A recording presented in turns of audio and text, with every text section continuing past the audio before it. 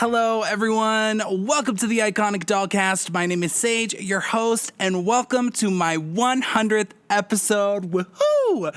I am so excited about this, you guys. I cannot believe I cannot believe we are here. 100 episodes of the Iconic Dollcast. That is incredible.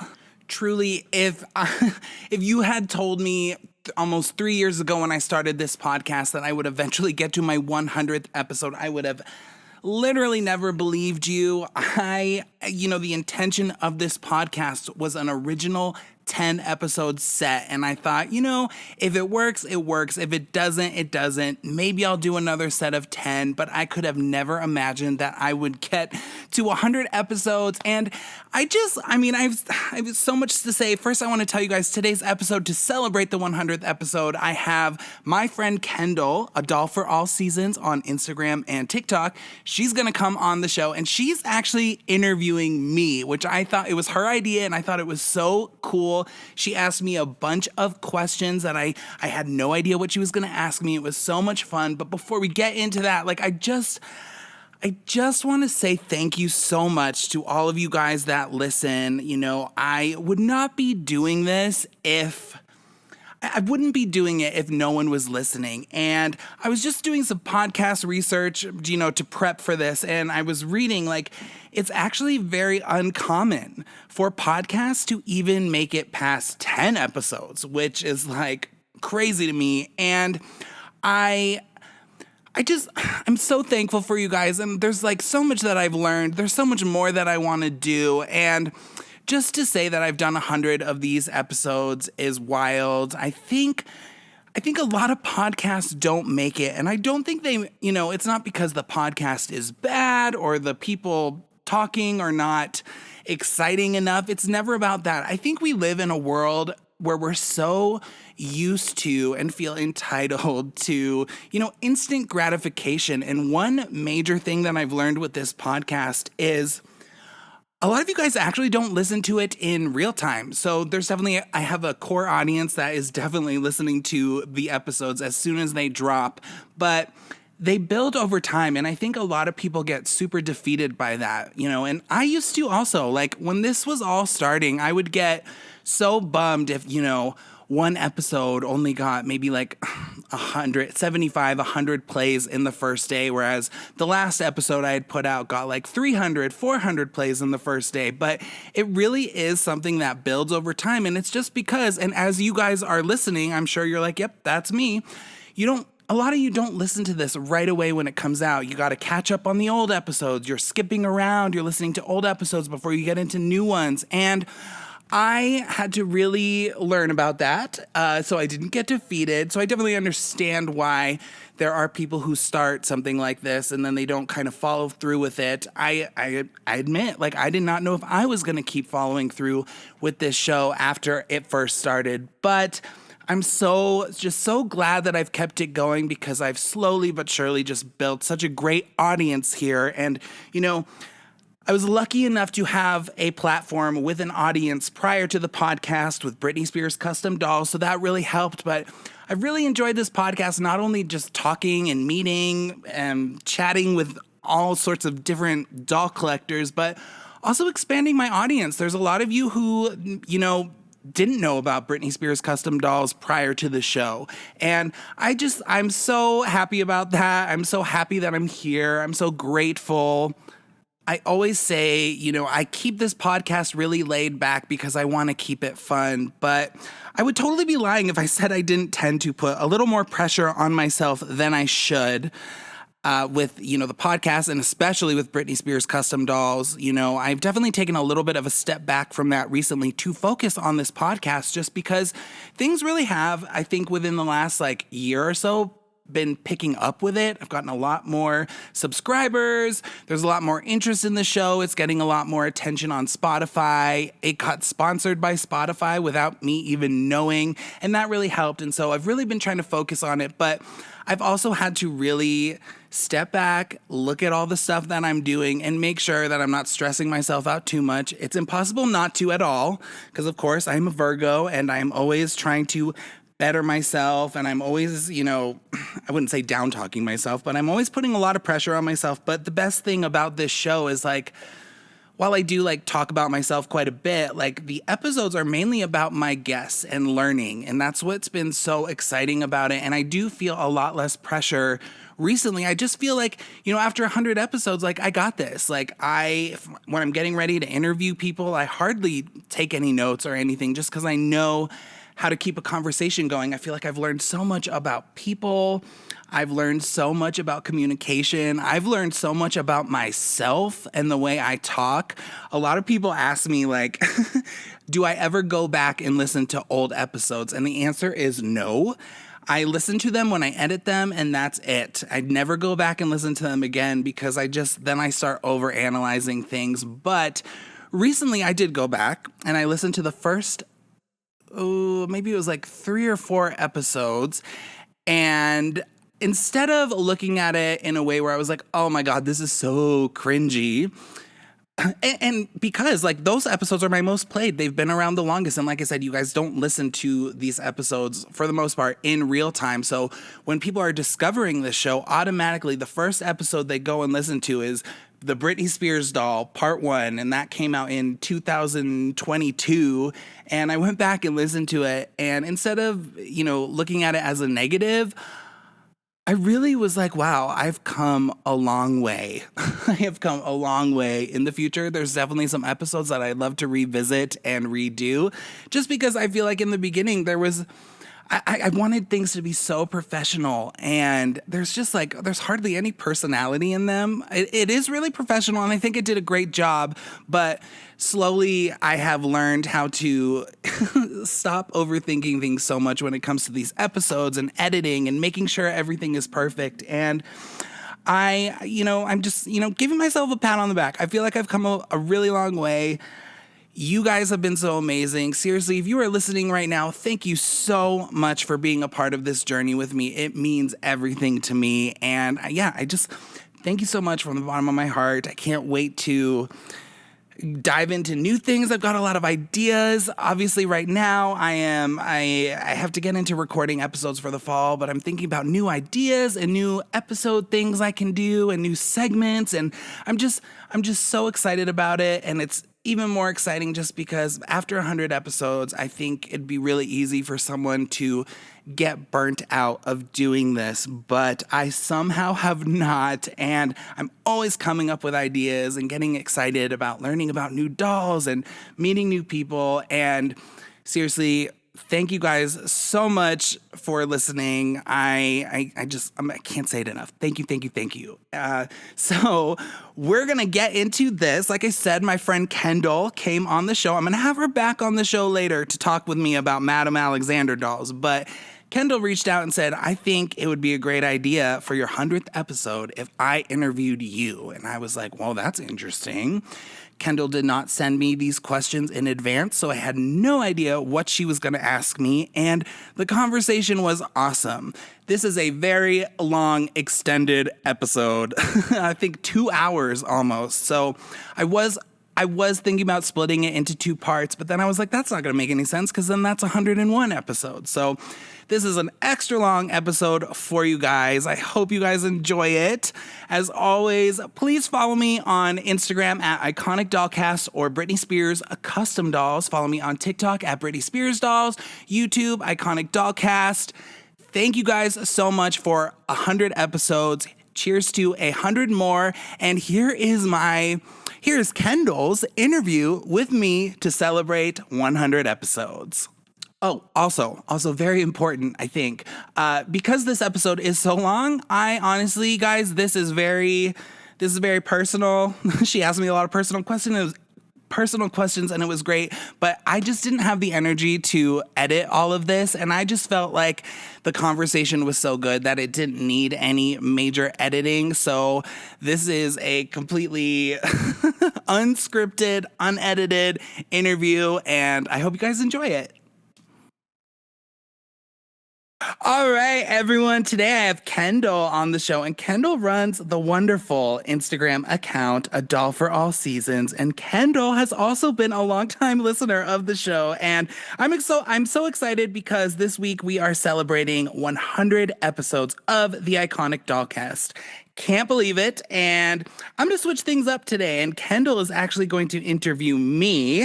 I have no idea what she's going to ask me, but I know it's going to be so much fun. Before we do that, though, Kyndall, how's it going? And tell the listeners a little bit about yourself. Hi, Sage. Thank you so much for having me on. Um, I am, as you said, over at A Doll for All Seasons on Instagram and just actually joined TikTok as well.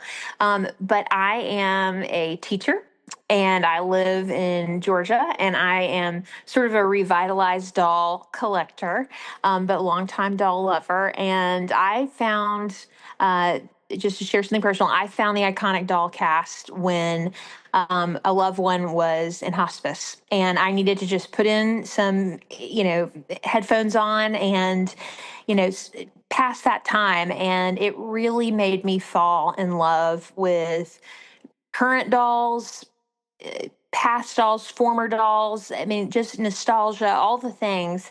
And I really felt like I was talking to a friend. There was no talking, but I was definitely listening to a friend. And so, as you were approaching your 100 episodes, I retroactively have gone back, of course, and watched everything. But what I wanted to do was kind of let people know who are maybe new listeners or just finding you what it is that makes this podcast so unique, so different and diverse, but also so niche. And I don't think that this podcast would exist in the form that it does if it wasn't you as the host. Oh, And thank so you.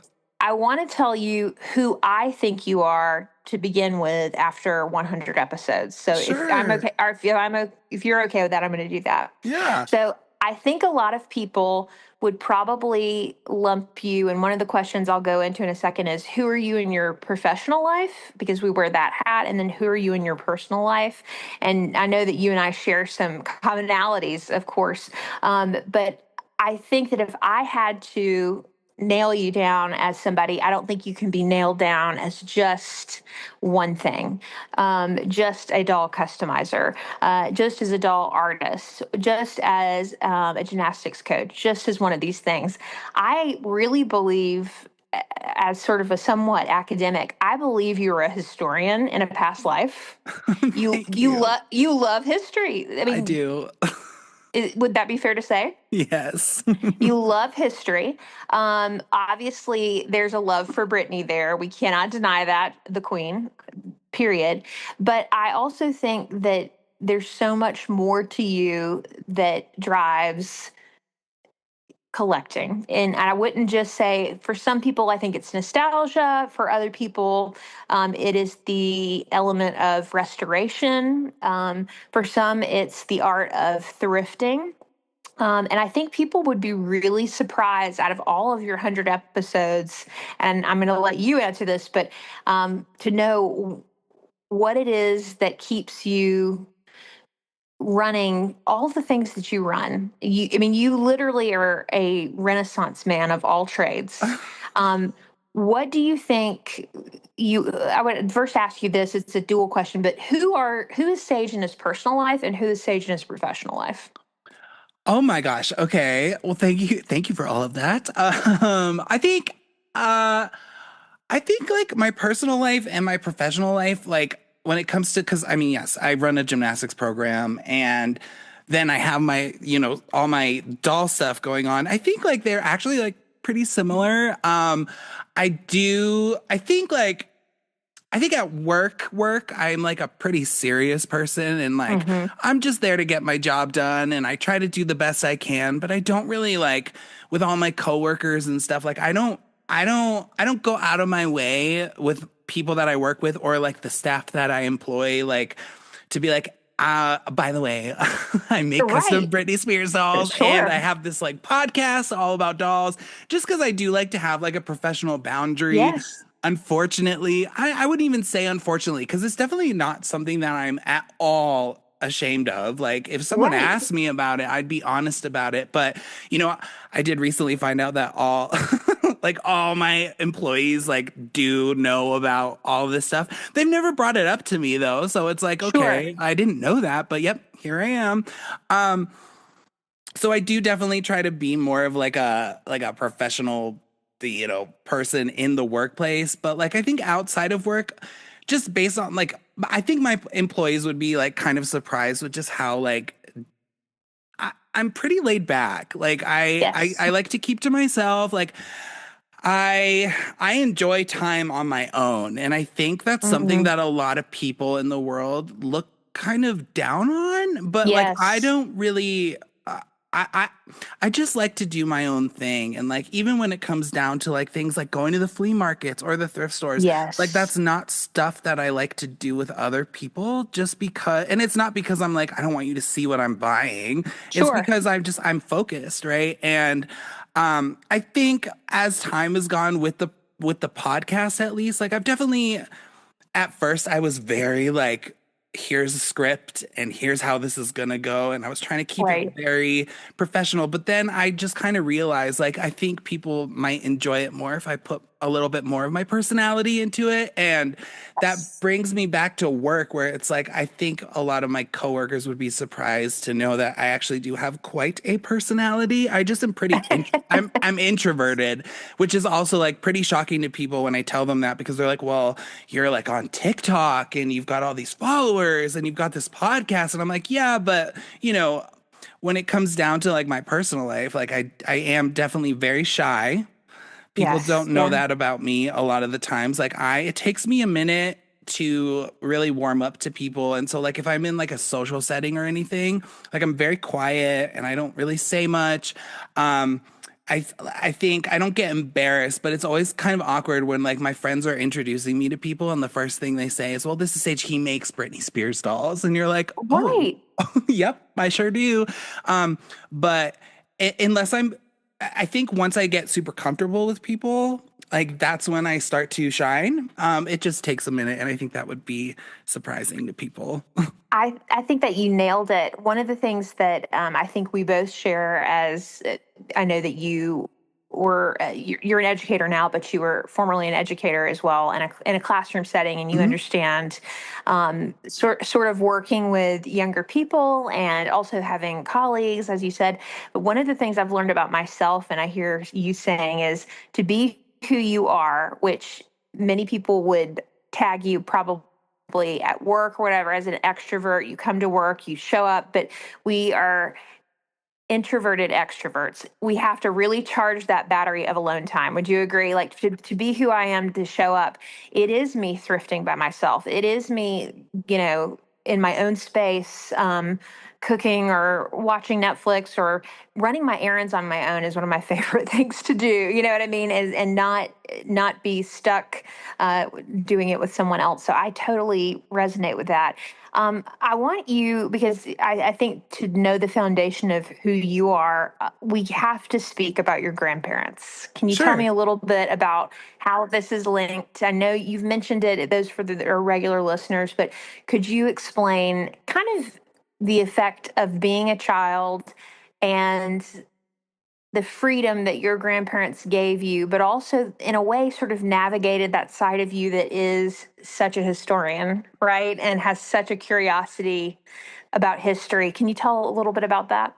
Yeah, sure. So, like, I mean, yeah, my grandparents raised me. Unfortunately, my parents just were not ready to have a child. And Right? I think when I was younger, like, I definitely didn't understand that because I always was like the kid with like the old parents, you know what I Yes. mean? Right. But I mean, now as an adult, I can look back on that and I'm like, oh my God, thank God. Like, Yeah. my real parents, I don't have a relationship with them. And I think for a long time I was just like so confused about that, but it's like truly like my life would be so different if my grandparents Mm, didn't raise me. And like I don't really, like I said, I don't have a relationship with my actual parents, but I know that they're not historians, right. they're not people that would be super supportive of, the lifestyle I have or like growing up. Like my grandparents were very adamant about me being authentically me without saying that, because you can't say that to like a Yes. 6-year-old, That's right. That's right. but like I was It never was unspoken. Yeah. it was unspoken, and it was like I never felt shame about anything. That, I mean, as a young boy playing with dolls, like that can be a pretty disastrous situation with the way the world works. But like fortunately, my grandparents were able to somehow, and I still couldn't tell you how they really did it, other than just being like, yeah, well, if you want that doll, like that's sure. There was no like questioning, like, well, are you sure you don't want these monster trucks or Yes. this or whatever? It was like, no, he wants Like if you Josefina. had wanted it, if you wanted a telescope because you wanted to study astronomy, they'd be like, okay, he has a curiosity around that. Absolutely. And I think like the historian side of me really comes from my grandma. She's so smart. My grandma, I don't know if I've said this on maybe I have.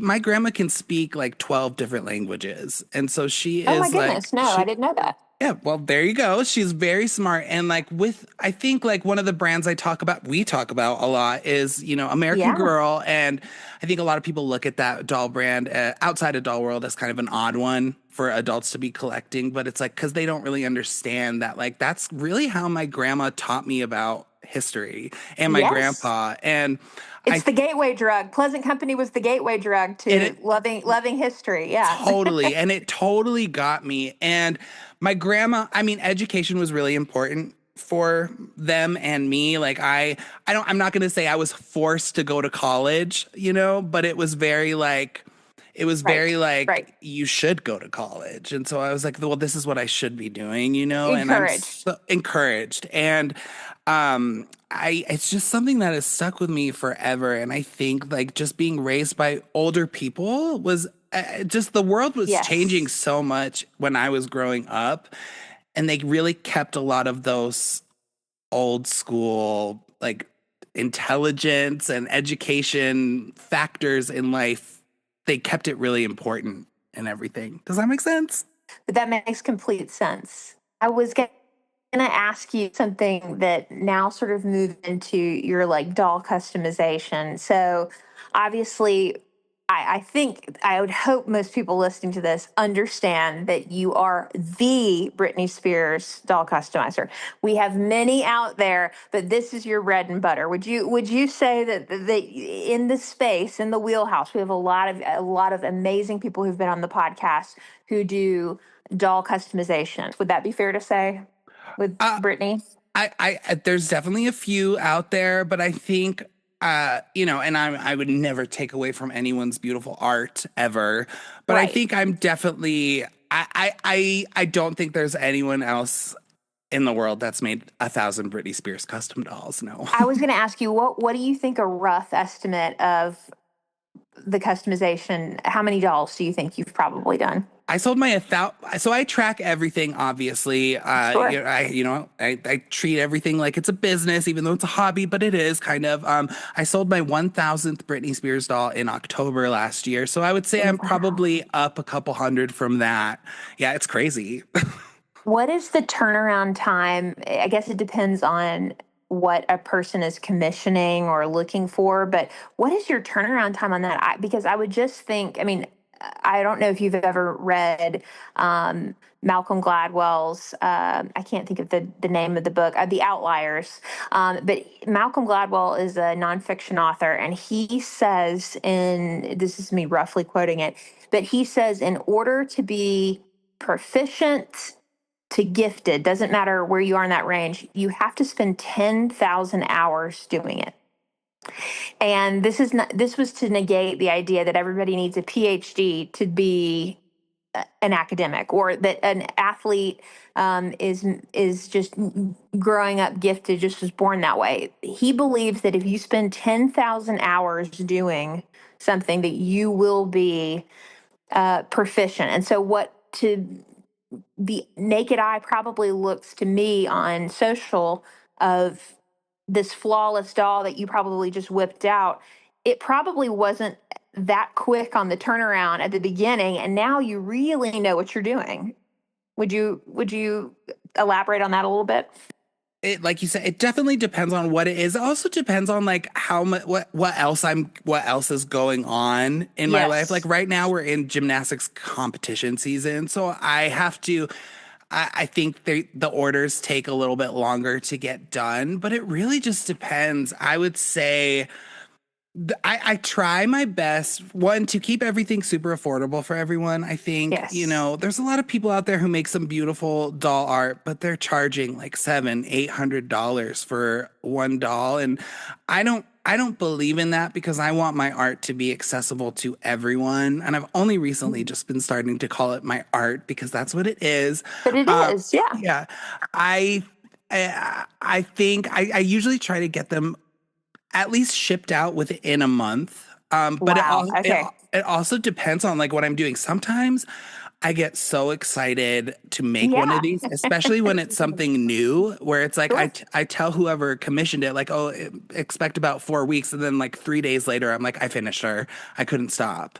I get really, really excited to make new things, but I also get with something like Britney Spears holding the snake, I've done so many of those dolls. I could probably do one for you. What time is it? Like 5:45. I could probably start and finish one by like midnight tonight if I really Wow. wanted to sit down and do If it. your Just if your back was up against the wall and you had to produce one, yeah. totally. Like if I was on like a competition show, I know that I could do things within a certain amount of time because I know exactly how long everything will take if I am Yes. just sitting down with it. Um and with the Britney dolls especially, like I do make a lot of the same ones over and over again. So they get a lot easier with time just because I do know exactly this is how you're going to make it, this is the order you're going to make everything in and all that stuff. But I do try to mix things up on every single design to keep them unique. I don't just sit down and copy something.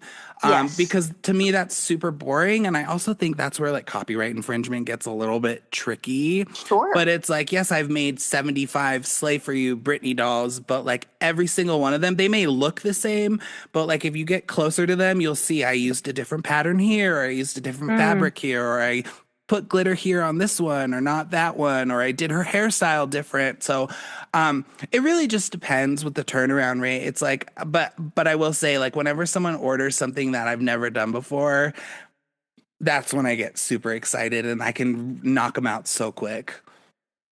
I love that. And it's that you still, after all this time, still have a passion for it, because a lot of people will get into something that, I think this is leads into my next question, which is, when something becomes a business versus just a hobby of somebody just doing it, how does it change for you? But this question is really, every time I listen to an episode, I always think, I wonder, or there's a new release of something, I wonder, I want to ask you immediately, what are your thoughts on this? But how does customization, sort of as a doll artist, cross over into your personal collecting? Meaning, like, how does this affect you when you're looking at a doll that Mattel is releasing? It could be Barbie, it could be American Girl doll. If we're talking about MGA or Monster High or Bratz or anything like that, how does that affect your view when you're looking at a doll? Because I know that you know about quality. Some people may, I know a big thing for you is talking about people are disappointed in the quality of Barbie, and you're going, well, if a Barbie costs this much, you can't expect this much. Right. But then there's also times I've heard you say on the podcast, like, okay, American Girl, why is this doll 275, 300, some of these designer lines? I know you've had several people that collect the Disney limited edition dolls, right? Hmm. And I've looked at those before, and I've seen one or two that are, I what is it coming up? D23. There's, people that'll pay, drop $800 to $1,000 to, a reseller for this. And I would think, as like someone who is a doll artist, you have got to be saying, look, girl, those lashes, that hair. I mean, you're probably looking to see, where is the, not return on investment, but when you're looking through the eyes as being someone in the business, truly, do you feel more feelings of, oh gosh, I wish the general public knew more about? I remember there was someone, I think it was, that talked about rerouting dolls, and you guys were talking about the quality of the hair that you're rerouting with and the time that it takes, et cetera. And so when we get these sparsely bald, dolls, or we get the graphic printed eyes versus the hand painted eyes, how does that cross over from your being an artist into your own personal collecting?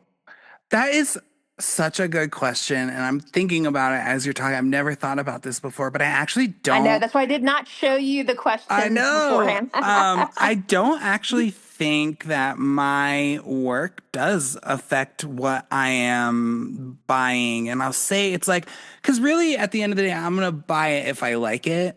And Yes. I do feel lucky that I do have that knowledge. Like, okay, if you're going to buy this Barbie, just know she's probably not going to be, her hair is not going to be rooted very well or whatever. But I think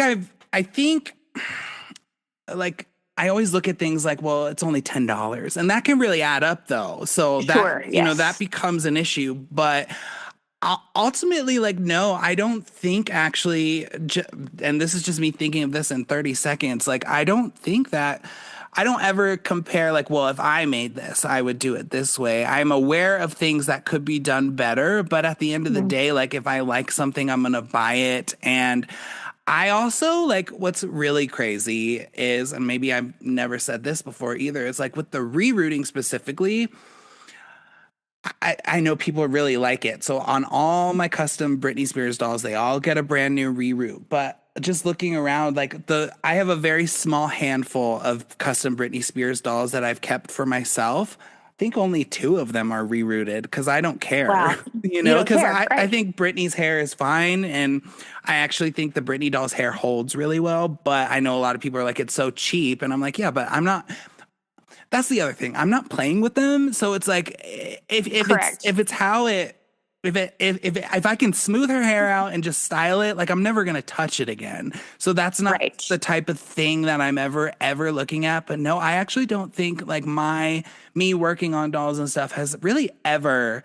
I've definitely seen some Barbies where I'm like, oh, I could probably do this better, but like it would cost more, and that defeats the whole purpose because I think something that's so important is like, yes, Barbie's quality has gone down significantly over the years, but like so is her price. And I Yes. don't I don't think I've ever compared my work really ever to I've never let my work impact the way I feel about purchasing a doll. Does that make sense? It does make sense. Okay. I think that that's one of the things I enjoy is that when you're just as excited as the rest of us as collectors. This is something that just kind of I want to get your trend forecast, but there seems to have been, I mean, even in the last year of episodes and mini episodes, you can barely finish one mini episode, and in that time that you've put it up, and a day later there have been 15 surprise drops. I mean, you were just talking it in the mini episode, the clueless drop, the peaches and cream drop, the just, but we're talking on all levels. There is a sense of, I think, and I could be wrong, I want your take on it. I think there is a sense, especially post COVID, of this nostalgia based buying. Mm-hmm. And it certainly hits me. I think that's what got me back into collecting because it was my happiest time as a child. Um, I was talking to a counselor that I see and I just adore. And one of the things is she asked me, when was the last time, you felt just totally at ease in a hobby? I played with dolls, but I enjoyed the styling of them and the collecting of them and things like that.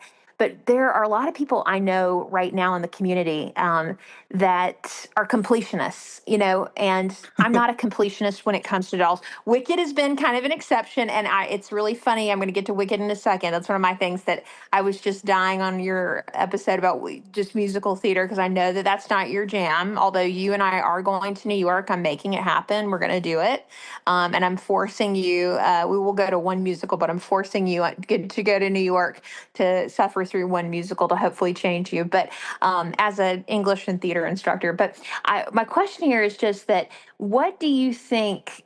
what is the sustainability and what do you see the forecast being with all these dollar drops? I mean, I follow the economy. You and I are kind of the same with politics. I don't really want to go there. It's just, the world is negative enough. It's really tough to stay abreast of every single thing.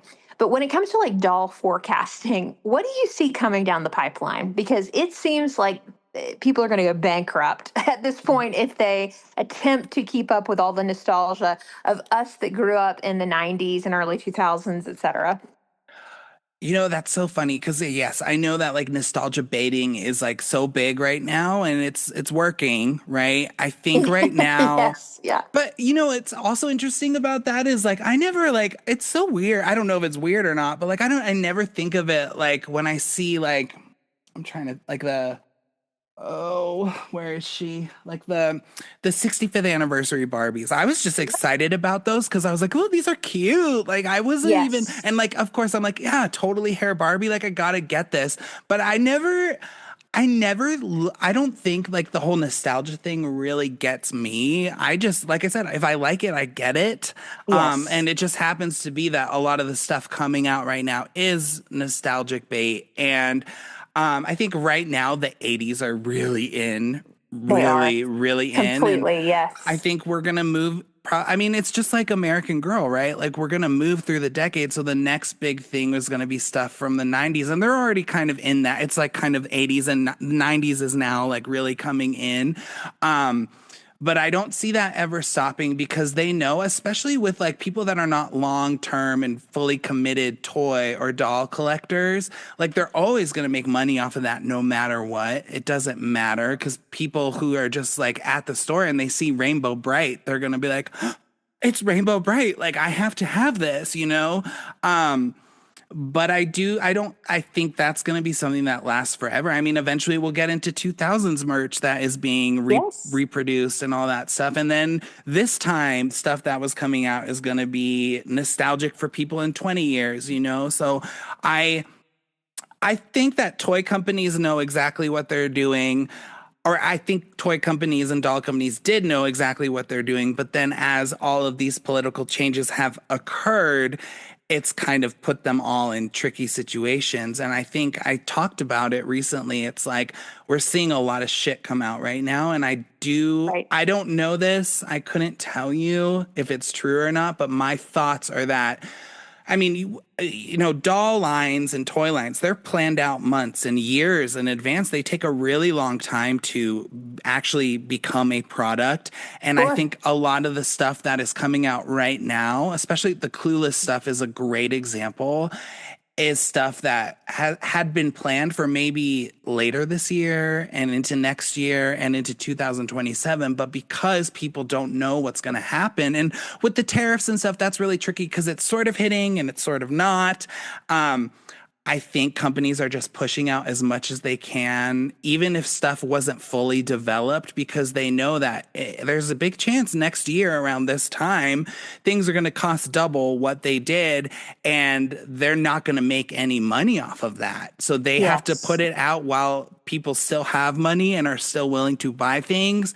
Because, like I say all the time, like even a Barbie fashionista, like those are very cheap and we love that. But I don't know that I'd go from paying $10 for a doll to $15 for a doll like that. So Sure. I think I just feel like with the nostalgia baiting and everything, I just think companies jumped onto that real quick, obviously, and now they're, I think, probably scrambling to get as much as they can out while they can because I think there's going to be a significant dip in toy sales and doll sales. And that's a big problem because right now, adults are buying toys and dolls more than kids are, or they're Yes. collecting them more than kids are, and they know like adults are the people who have the money. So I think toy companies, it's gone from something that's been such a money maker to something that like, oh, this might not be a money maker for much longer. That makes a lot of sense, and you've really put that in perspective for me. I think something that I've heard from guests on your show, and that has been talked about in the community. This was past my time because I think I'm a good decade older than you, at least or more. But one of the things is I was, they had the sort of customization. We'll just focus in on maybe Pleasant Company American Girl for just a quick second. But I would say the Truly Me's were something, that's something that I was not familiar with but until recently. And then I think what I have really had to do the deep diving on is Girl of the Year. And the Girls of the Year did not start till far after my time. And I do think there are people who, just like Barbie, they get the holiday Barbie every single year, right? No matter if they love it or not. But the Girl of the Year has been really a source of contention, the leaks, the et cetera.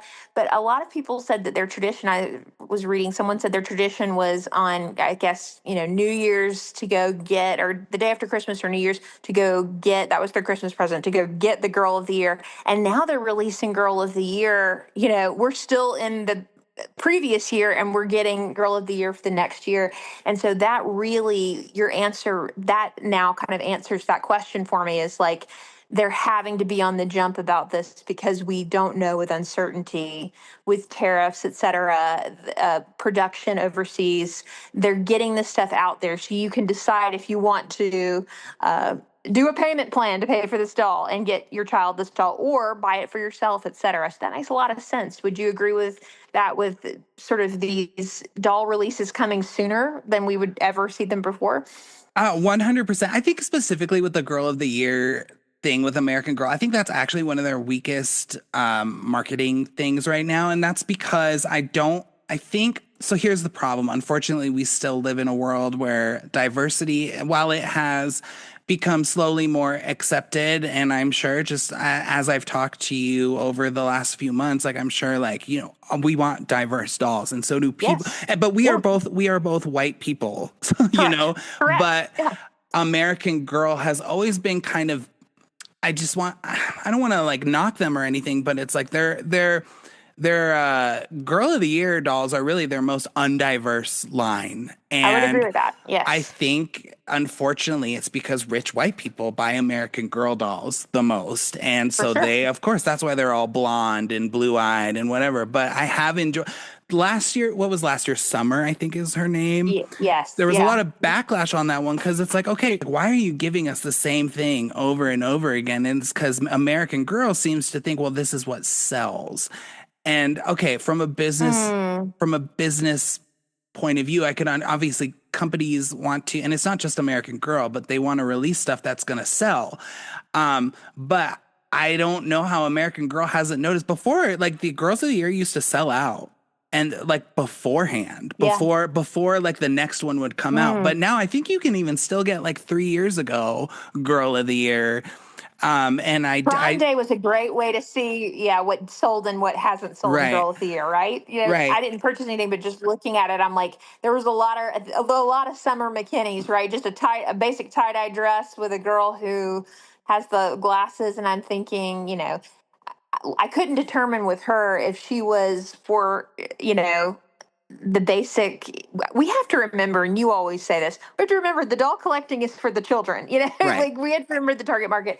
But I do think that even if I was a mom purchasing this, and I don't have children, if I was a mom purchasing this doll, I would say, God, let's just wait for something more diverse to come along, or more interesting, because what you're bringing to the table is basic.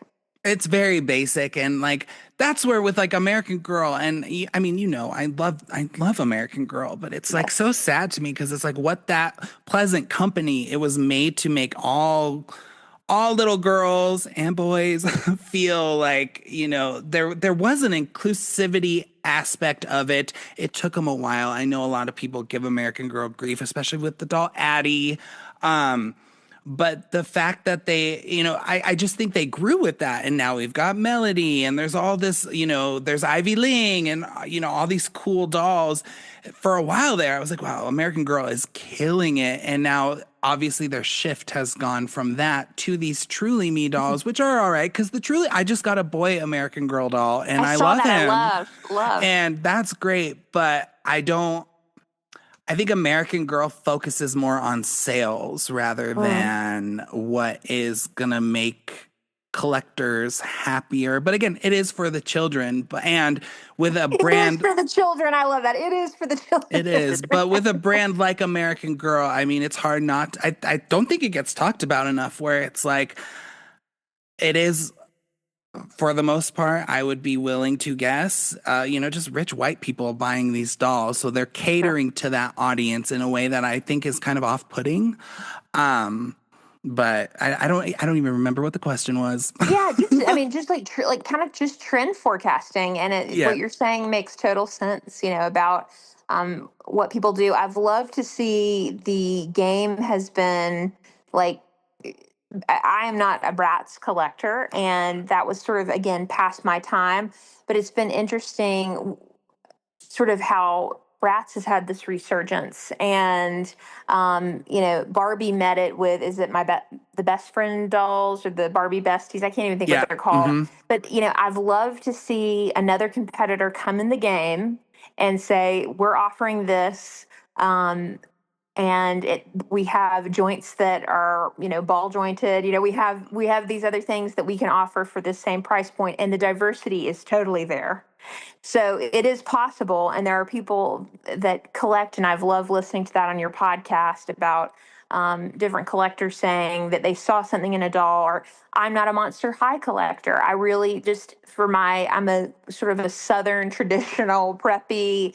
Not I wouldn't box myself in because I am one of the most, especially as a teacher, I am one of the most open-minded people there are.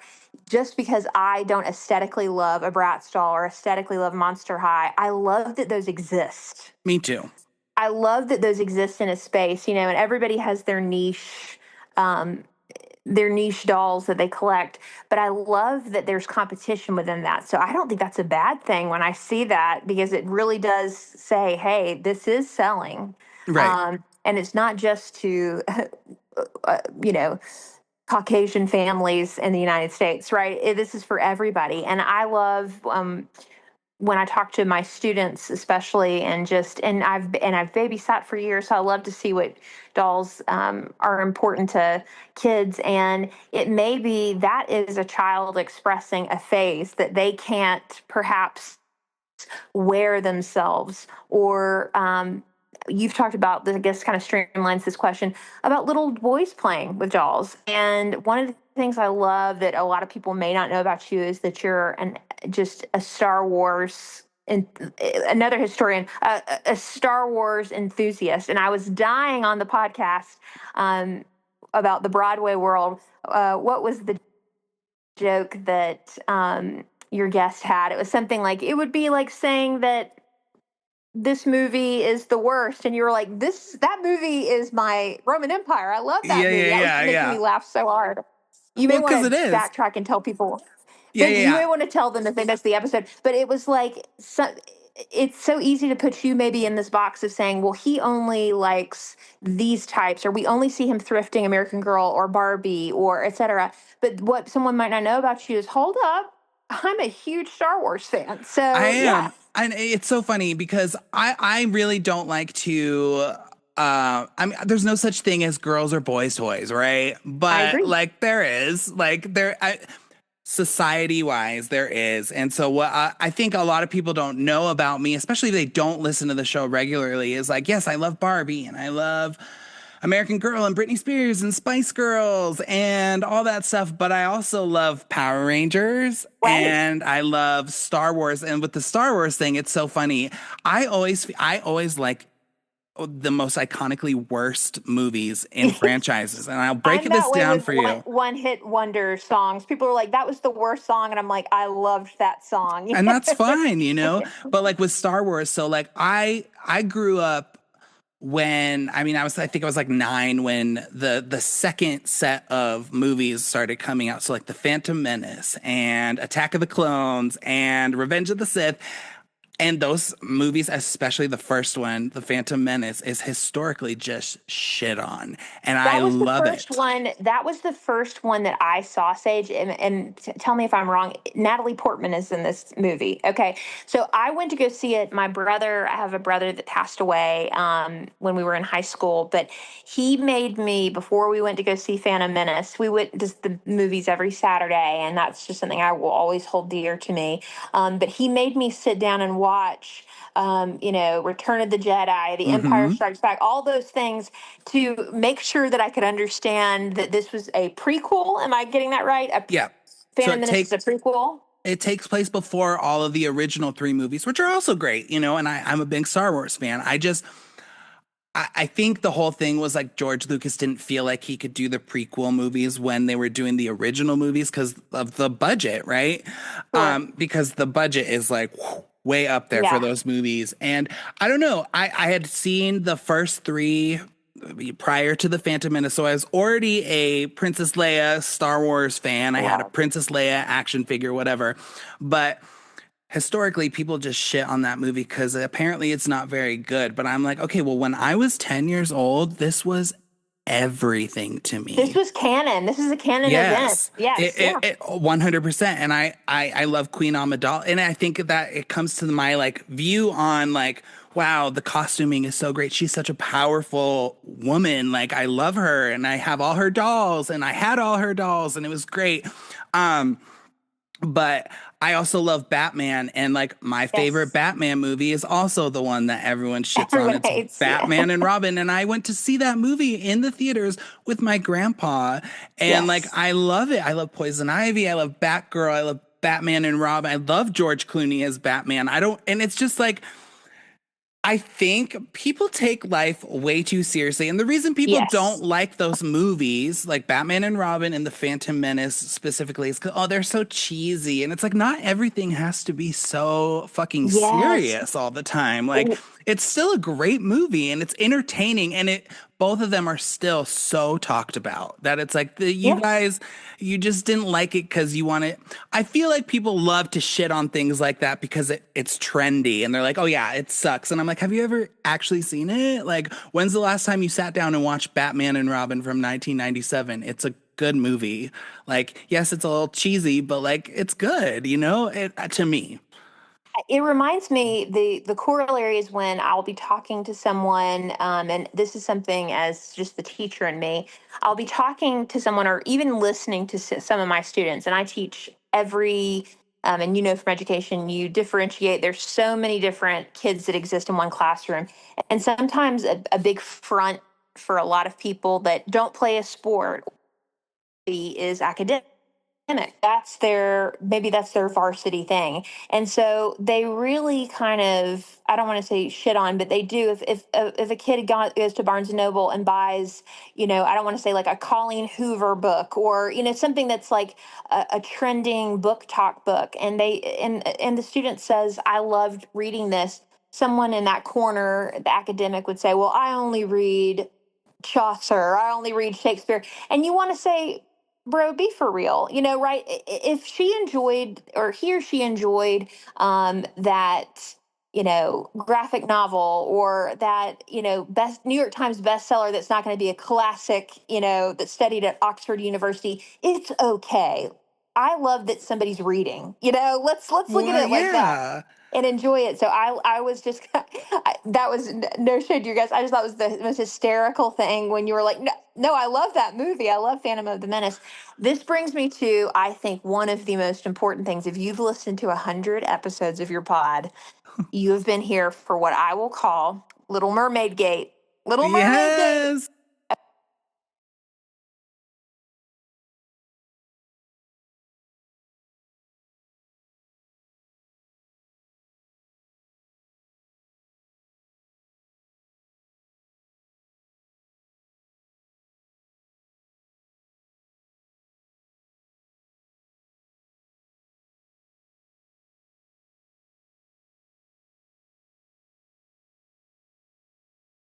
Okay, so I cannot speak as Sage's legal counsel, but I want to clarify that this has nothing to do with Halle Bailey. This has nothing to do with Ariel. This is just the rollout promotion. And we also have to remember this was the summer of Barbie. Yes. We were buying so much that summer. And for me, Little Mermaid, the tape, and my mom was talking about the VHS. The VHS, we just kept the VHS in the actual TV because it was one of those TVs that you just put the VHS right in because it was played so many times. Little Mermaid was canon for so many of us. And I think that's so funny that almost every single one of your guests, male or female, Little Mermaid is what they come back to. Whether it was the Taiko Little Mermaid, the Disney Little Mermaid, Little Mermaid is canon for everybody. So I think there was such hype and build up. And I have the soundtrack, the music was so good. When the dolls came out, I was just like, oh my goodness. So I was feeling the same thing that you were verbalizing on the podcast.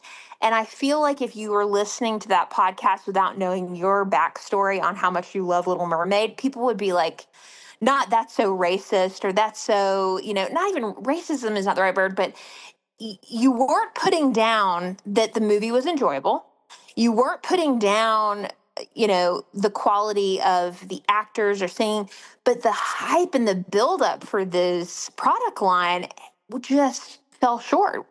Can you explain to everybody really what your feelings are about Little Mermaid Gate in a concise way? Yes, I can. So, I mean, first of all, I think something I just talked to someone about Ariel specifically, like the character Ariel is often most, and I just from what I have experienced and all the people that I've talked to, Ariel is usually people's favorite Disney princess. And I was really thinking about including myself. And I was like, well, why though? And it's like, well, let's look. Ariel's a collector who has felt shamed her whole life, maybe Right? for Yeah. being a collector and also being authentically herself. Cause she's her own person. And she's like, well, I'm going to still do it. I don't care. I don't care what my dad thinks. I don't care what the other fish think. I don't care what my sisters think.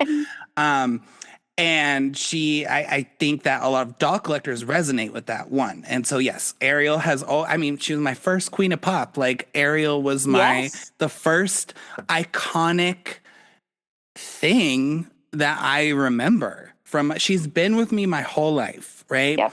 And unfortunately with Disney movies, like these live action remakes, they always kind of fall short. Right. Like They do. they're Yes. never very good. And I think I had a lot of hope for the Little Mermaid live action because, yes, they hyped it up like crazy. There was all this merch, and it was like, okay, wow, Disney's really going in with this one and going all out, and it was very exciting. And then it turns out, the movie's not bad. Like, it's not like I'd watch it again, maybe. Like, it's not something that I'd be like, oh, worst, Yes.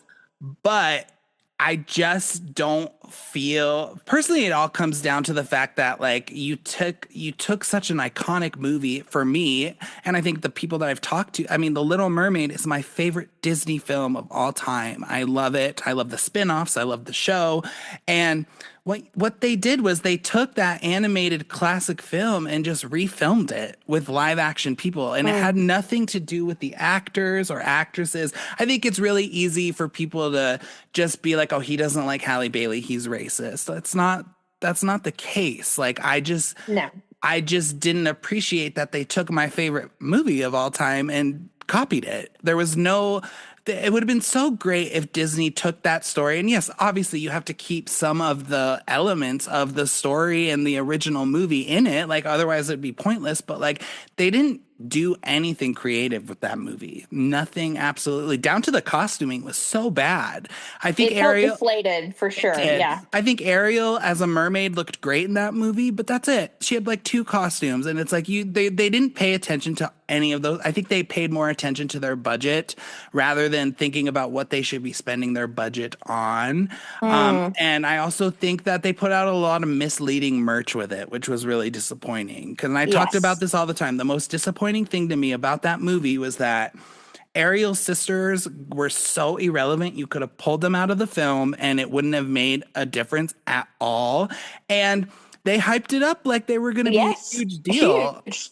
you That know? was the And first drop. Was like that set of the sisters. Yeah. yeah, and it's just like, why did you? It's just and maybe again, Disney was thinking about kids, and that's what they should be doing, right? But it's like, yeah, but you're taking literally what I feel, and I think a lot of people would agree with me, is your most iconic film of all time.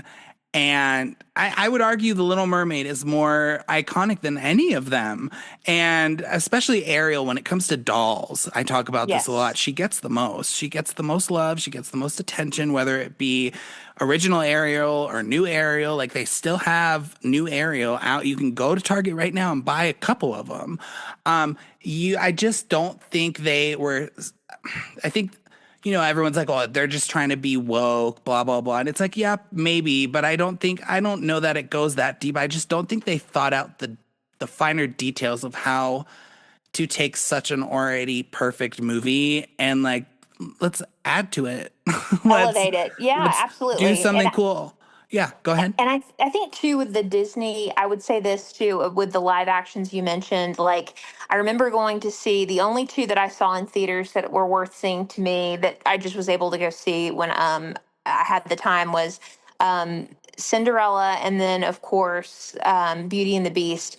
And even those I felt like the costuming was elevated, at least in those movies. It was a bit more elevated and the casting, was great. But even though the acting may not have been, the best, and they're sort of edited weird. It's like they probably filmed way more, and what they chose to hit the editing floor was very interesting.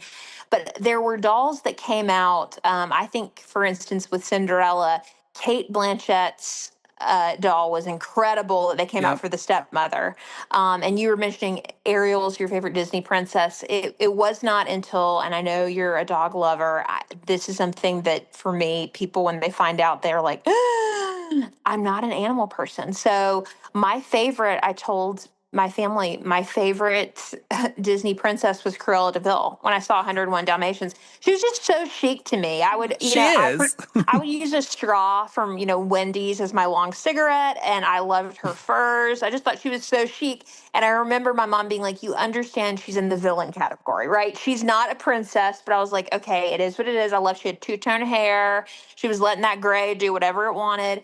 But other than that, it was like Ariel. And so, like, I have never, that had a remake, I think, with Glenn Close, and I remember being like, I love Glenn Close and I love 101 Dalmatians.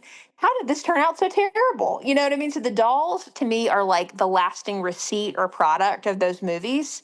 And they did like for Beauty and the Beast. I think that they did Emma Watson pretty dirty in the face. She looks like Justin Bieber, She does look like just about, oh my gosh, she does. and not in a And good so, way. and not in a good way, not in a like it.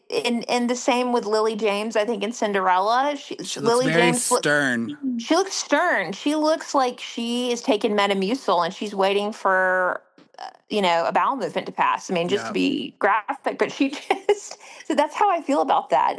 But I wanted to just set the record straight with Little Mermaid Gate. You are a stand for Little Mermaid, period, whatever. It was just the merch kind of let us down. Would that be fair to say? I would say I mean, no, I appreciate the fact that they tried because there was. I mean, I went out. I bought like 12 different dolls from that movie, not including the big sister pack. I think I appreciated the effort, but for me, I would say that it's the movie that fell flat, and it's not because of the actors and the Yes. actresses. It's Yeah, because they just didn't pay. And I will say, I do think COVID had a huge impact on that movie. And what they should that's have true. done is just because they had to stop production on it, right? I think what Hmm. they should have done is stopped it and then come. Like, unfortunately, like because Halle Bailey was so young when Yes. they filmed that movie. And by the time it came out, she was pregnant and all about to have a baby, which also Yes. was probably not great for the for the campaigns or whatever. But it's like I think COVID should have been assigned to them. Like, I don't know if right now is the right time because even with the advanced technology and everything, I just feel like that movie, a live action remake of The Little Mermaid, is still a couple years out before they can really nail it. Just because it was so dark too. Like, I don't know. And then again, the merch was all right, cheap and misleading. And I would say too, the other thing was that was the summer of Barbie. Yeah. That was the summer of Barbie the movie, and I wouldn't pit any film against the collecting that was happening there. So that's definitely it. Moving on to just a different question. Out of your 100 episodes, has there been a maybe a guest who's influenced how you collect, or a product line you collect, or shifted your view on collecting in any way? And it doesn't have to be a person, but like when you talk to somebody, you're like, oh gosh, that's not something I've considered, or gosh, maybe I'm interested in this now, or maybe this confirms why I stick to what I collect to, or how has that changed? Because you have had such diversity in every line, down to Raggedy Ann, down to Bratz, Monster High, Barbie, American Girl. I love the Broadway Dolls episode, but like just niche things. Has there, after all these episodes, what has been some takeaway about collecting? Has your view shifted in any way as a personal collector? So that's a great question. I think for the most part, I stick to what I like, and I don't just collect Barbie. I know I talk to a lot of people that they're very focused on one type. I think I will say that one doll line, it sucks too, because one doll line that I really had no interest in, and I still don't, but it definitely was like, oh, it gave me like, I put them on my radar, was Rainbow High. And I Yes, yeah. think right after I did that and I got my first couple of Rainbow High dolls, then they just kind of dipped. The quality Yes, dipped. the And I was quality, like, yeah. oh, okay, never mind. But I will say, like, I had no idea about them. And then I went and bought a few and I was like, wow, these are like actually pretty nice. I would say that the one thing I've really taken away from all the people that I've interviewed, whether they collect, several doll brands or just one doll brand, is that I think it's super, and this is something we all have to work on if you want. But it's that I I look at my collecting more. I ask myself more times than I used to, like, do I really want this?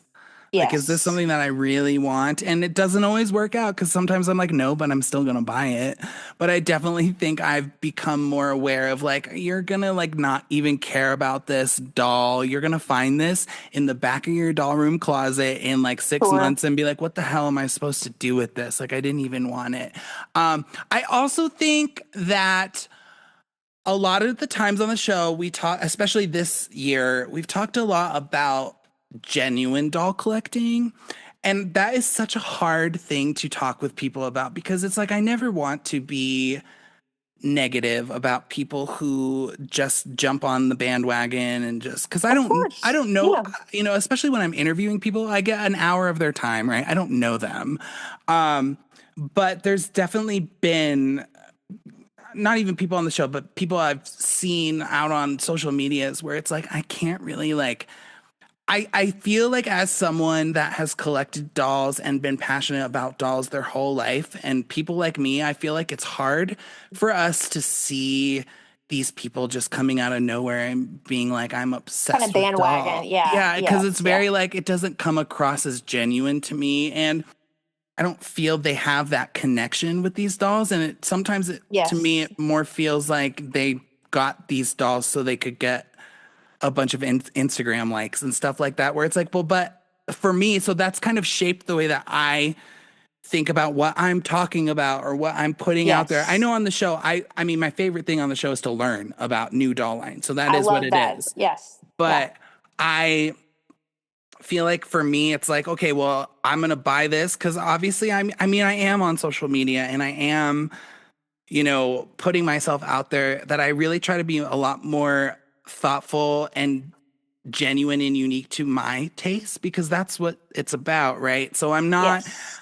I'm not always going out and just buying dolls because I know it's going to get a lot of attention on Instagram or TikTok. Whereas I think a lot of, and this is something I never knew. And in doing this show, it's something that I've seen where it's like I see a lot of people getting into this world, and sometimes it just doesn't feel like it's for the right reasons. And you can tell when they're talking about whatever dolls they're reviewing or unboxing, where it's like, I never want to become in quotes like an influencer like that because it's like Correct. to be an influencer you have to be genuine, and to me this doesn't a lot of the times with some of these people, it doesn't come across that way. And I do talk about it. I would never, ever get on my show and be like, this person is a phony, you know? Right, So right. I try to keep it as vague as possible, but it is definitely something that I've learned in doing this show. And of course, when you book interviews with people, I don't know what to expect. I Right. just look at their content. I'm like, oh, that's okay. This seems like it'd be a good fit. It's just something I've learned to look out for, especially when I'm reaching out and trying to find people to talk with. And I think even just obviously this is a podcast and people aren't seeing it, but I mean, even just looking around your room right now, Rome wasn't built in a day. Those dolls were Right. thrifted, restored. I mean, you've bought them at in the box. You've bought them in the bottom of a bin at Goodwill and restored them back to their thing. And so that's something that has been I've tried to, especially listening to this podcast, and also I love watching YouTube. Like I don't even have cable, but um, I love watching YouTube to see different people's niche collections. And I guess that stands out that I actually have been in contact with because of your podcast is Adam Weatherly. And I think Oh, Adam's just such an amazing person. But, you know, Adam, I want him to have his Spice Girl museum of these dolls because I mean, down to getting the gloob molds, of these dolls. And so I love it in general. And I think this comes back to me being a teacher or just being a human. I love whatever it is you are niche about or your passion is about. And so I do get this sense in the doll community that there are people who have figured American Girl's a great example. They are cashing out on mhm. the aesthetics of American Girl photography, et cetera. And I've watched people for, 10 years on Instagram slowly but surely take lovely photos of dolls, and now they're overshadowed by these, bigger collectors who are doing it for the likes, et cetera. So I love hearing someone like Adam who also loves, Jim and the Hologram and Strawberry Shortcake, et cetera. I loved the guests that you had on, and please forgive me that I don't have the names in front of me, about Raggedy Ann. This and Andy, this person is someone who is like, no, I don't collect anything else but that. I kind of Yeah. like that's their thing. I will say for me personally as a collector, I think coming into this as someone who is just turned 38, I'm definitely on the Oh older my gosh, side. you're not that. I'm 34. Okay, you get it. But that was my question: is it like this? Not the shame based around doll collecting, but like it is something that I don't think.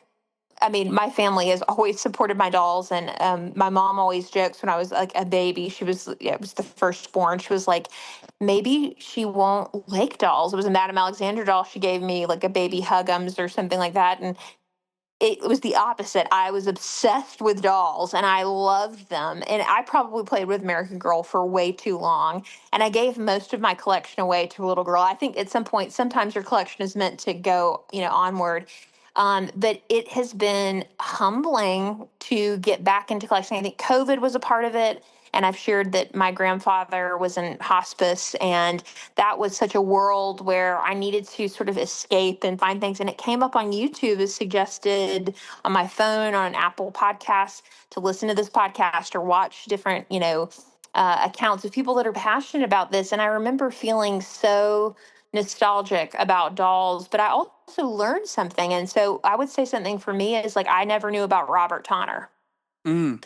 And I know you've had Rachel and Christopher from Virtual Doll Convention, but I have gotten to the point now where I don't need everything that American Girl releases. I don't need everything Bobby releases. But I do have, instead of buying, a lot of dolls, I'd rather have one Robert Tonner doll and then buy the outfit, or maybe it's a subscription box Rachel has or something to really, and not everything suits me. But the quality of that doll is so interchangeable. And so I've learned a lot. And I think some might say, if they looked at my collection, well, gosh, you've only been back collecting, 2 or 3 years. I think the Barbie movie jumped off a lot of that for a lot of us. But I would agree that the people that have the niche interests really interest me, and then those that are just hopping on to bandwagon kind of don't frustrate me. They exist, but you can tell a genuine collector when you really communicate with them. And I think your podcast certainly does that, and gives people a platform that do have that niche, you know? Of course. And it's also like, we're as doll collectors, we're always like, we're like striving for that acceptance, right? And so it's like you never want to be like, oh well, you're not welcome here, and because that's not the case. It's like everyone in doll world is doing their thing, and that's fine. I'm just saying, like, sometimes I think people lose track of what their interests are, which is really sad to Yes. see. But it Yes. could also be people experimenting with their interests and whatever. But I do feel like anyone who has loved dolls their whole life, like let's use American Girl as an example because we're both very fond of them. I think anyone who has known about American Girl their whole life, that sees someone on TikTok, getting every single release and talking about it in a way that just doesn't feel genuine. It feels like not a cash grab, but it feels like an attention seeking thing. I think it's really easy for people like us to see that. Mm-hmm. And it took me a while to see, because again, it's not like I want to be like, this person sucks, Right. but at the same time, it is very like, it's frustrating because you're like, yeah, but I do this? I do this because I love it. Yes. I love talking to people about it. I love learning about it. And it seems like some people just do this because they want it. And the other thing I also like the podcast, like it really, like I do talk about myself, and I relate to people, but it's really not about me. It's about whoever I'm talking with and That's right. them providing the information so I can learn. Whereas you see some of these people on TikTok or Instagram where it's like, you just like want all this attention on yourself. You don't like, you're holding this great doll next to you, and it couldn't be less about the doll. It's more about you. And it's Yes. very just like, I don't know. It's so off putting to me, but Well, and I would say Facebook groups too. A friend of I were talking. The Facebook groups, or things like that, they can ruin it. People that have to be the authority on something, and I would kind of yes. like Star Wars too. People that have to be the authority on something, you're like, okay, you're ruining the hobby or you're ruining the interest, and so I kind of have to deafen out that noise.